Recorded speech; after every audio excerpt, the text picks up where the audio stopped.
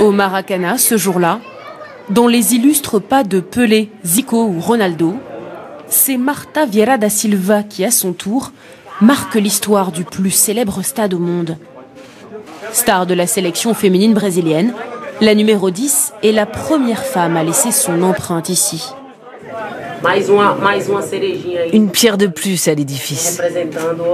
C'est pour toutes les jeunes filles et les femmes qui luttent pour leurs droits et leur espace dans le sport. Donc je suis très contente. Comme je l'ai déjà dit en 2007, j'espère ne pas être la seule. Et que d'autres femmes laisseront leur marque ici. Élue 6 fois d'affilée meilleure joueuse au monde, meilleure attaquante de la sélection brésilienne avec plus de 117 goals, elle bat Pelé, le roi incontesté, dont elle a d'ailleurs hérité du surnom de Pelé en jupe. Marta est devenue depuis peu ambassadrice de bonne volonté de l'ONU pour l'égalité des femmes. Un titre mérité. Issue d'une famille modeste du nord du pays, elle a dû se battre pour jouer au foot au milieu de garçons, faute d'équipe féminine. Elle nous reçoit à São Paulo entre 2 entraînements. Bonjour Marta, merci de nous recevoir. De rien, c'est un plaisir.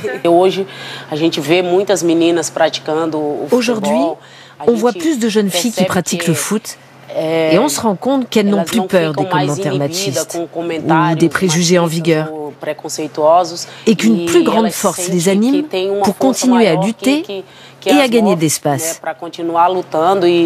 Si j'ai dû souffrir de tout cela durant ma jeunesse, c'est à cela que ça a servi.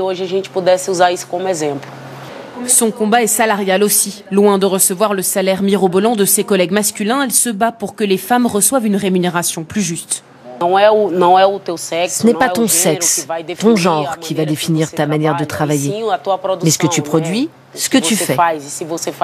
Tu le fais de la meilleure façon possible, indépendamment de ton genre. Ce que je veux, c'est qu'on soit rémunéré pour ce qu'on fait et non en fonction de ton genre. Encore plus de 50% des athlètes féminines jouant dans des clubs professionnels ne reçoivent pas de salaire. Deco en sait quelque chose. Écoutez-moi toutes, vous allez faire cet exercice 10 fois. Cet entraîneur de Rio a fondé le seul club de filles de la ville. Il se bat pour placer ces jeunes joueuses dans les rares clubs professionnels qui existent. Pour elle, Marta et ses collègues leur ont donné enfin de l'espoir. Comme on joue avec des garçons, on doit tout le temps montrer ce qu'on sait faire. Et au début, c'est très dur. Et elles y sont arrivées. Elles ont intégré la sélection et elles montrent qu'on peut en être capable. On n'a jamais été privilégiés dans cette société.